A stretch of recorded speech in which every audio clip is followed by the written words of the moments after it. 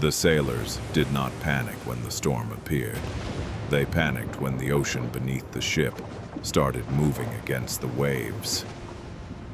Something was under them, something massive, and for thousands of years humanity has feared two names more than any others connected to the sea: the Kraken and Leviathan. One was believed to hunt ships, the other was believed to command the ocean itself. And the terrifying part is this: modern science may have made both myths more believable instead of less. Long before submarines, before sonar, before satellites mapped the Atlantic, sailors crossing deep oceans described impossible things beneath the water. Massive shadows moving below ships at night, tentacles rising from black waves during storms, entire vessels disappearing after violent impacts from beneath the hull. For centuries, civilized society dismissed those stories as mythology. Fear, created by exhausted sailors trapped at sea for months. Honestly, that explanation sounded reasonable, until the ocean proved something horrifying. Because giant squid are real, colossal squid are real. And for most of human history, nobody even knew they existed. Some possess eyes larger than basketballs. Others evolved rotating hooks, capable of tearing flesh apart in total darkness. And the truly disturbing part is this: most giant squid have never been observed alive in their natural habitat. Humanity discovered evidence of them long before humanity ever saw one alive. Think about what that means psychologically. An enormous predatory species lived beneath Earth's oceans, while entire civilizations remained completely unaware of it. Which suddenly makes the Kraken myth feel far less ridiculous. Because the Kraken was never described like a fantasy dragon. It behaved like an animal, a hunter. Ancient sailors described enormous tentacles wrapping around ships before dragging them beneath the surface. Some stories claimed entire crews vanished into black water during storms. Others described circular disturbances in the sea, large enough to destabilize vessels. Obviously, many of those stories became exaggerated over time. Fear reshapes memory. Mythology amplifies scale. But once science confirmed enormous abyssal cephalopods were real, the line between mythology and biology became dangerously unstable. But Leviathan was different. Completely different. Ancient texts almost never described Leviathan as a predator. They described it more like a catastrophe, a colossal abyssal force associated with storms, violent seas, chaos, and destruction itself. That distinction matters. The Kraken represented predation. Leviathan represented helplessness. One kills sailors, the other makes humanity feel small. And across multiple civilizations, that same pattern appeared repeatedly. The Norse described Jormungandr, the world serpent, a being so enormous it could encircle the earth beneath the oceans.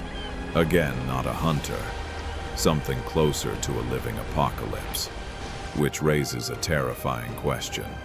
Why did ancient civilizations repeatedly imagine the ocean hiding colossal entities beneath the surface? Because mythology usually reflects fear people already understand. And no environment has ever terrified humanity more consistently than deep water. The ocean is visually deceptive. From the surface, it looks flat, controlled, predictable. But beneath that thin upper layer exists the largest unexplored environment on Earth. Even today, more than 80% of Earth's oceans remain unmapped in high detail, not partially explored, unmapped. Humanity possesses more detailed maps of parts of Mars than sections of its own ocean floor. And in those depths, evolution behaves differently. Pressure becomes extreme. sunlight disappears completely. Entire ecosystems evolve in permanent darkness, which is exactly where gigantism appears. Deep-sea gigantism is not mythology, it is real biology. Spider crabs larger than humans already exist. Isopods the size of dogs already exist.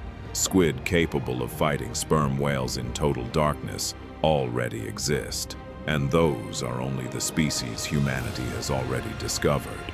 That last part matters. Because the deeper researchers explore, the stranger the ocean becomes. Creatures surviving beside hydrothermal vents, where temperatures become lethal. Ancient microorganisms isolated beneath Antarctic ice for millions of years. Fish evolving under pressure strong enough to crush submarines. Life repeatedly survives in environments humans once considered impossible, which means one terrifying possibility still remains open. The ocean is still capable of hiding massive organisms humanity has never encountered directly. Not fantasy creatures, real biological life. And ancient Earth once supported animals modern civilization would consider unbelievable. Prehistoric oceans contained marine reptiles larger than buses. Some possessed jaws powerful enough to crush armored prey effortlessly. Others hunted in abyssal waters where sunlight barely penetrated.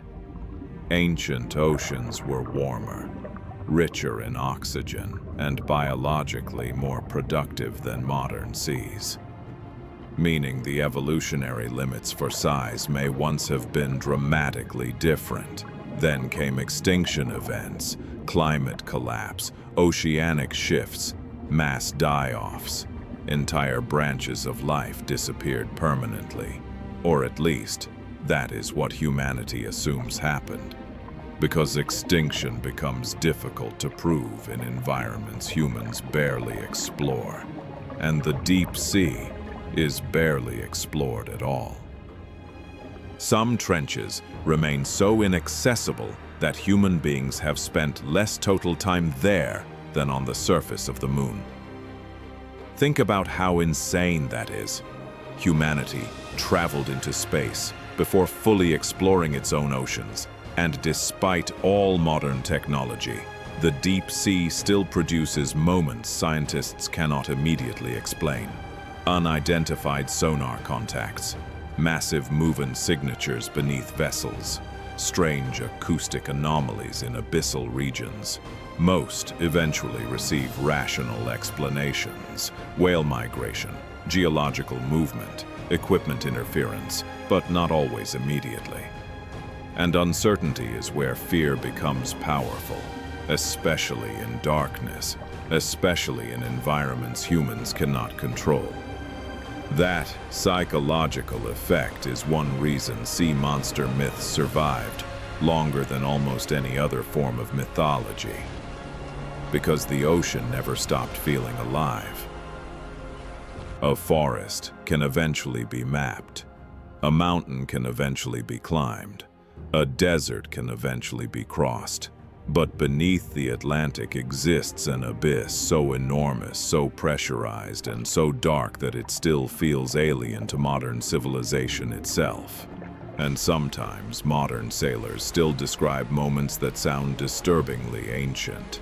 Massive shadows beneath cargo ships, sudden sonar disturbances deep below vessels, unusual wave behavior with no visible cause.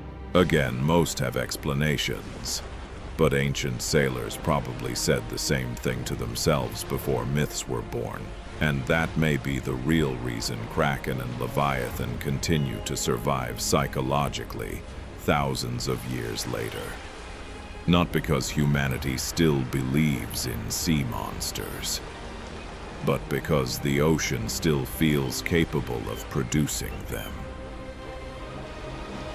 And between the two, the Kraken is probably easier to understand. A predator, an animal, something that hunts. Human beings understand predators.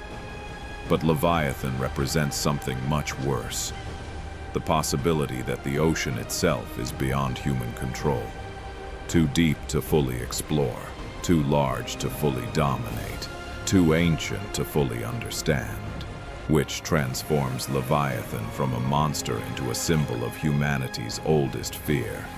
The fear that something enormous may still exist beneath us, and the only reason we have not found it yet is because the ocean is hiding it perfectly, and somewhere far below, the shipping lanes of the modern world. In darkness no sunlight has ever touched, something massive could still be moving unseen through the abyss.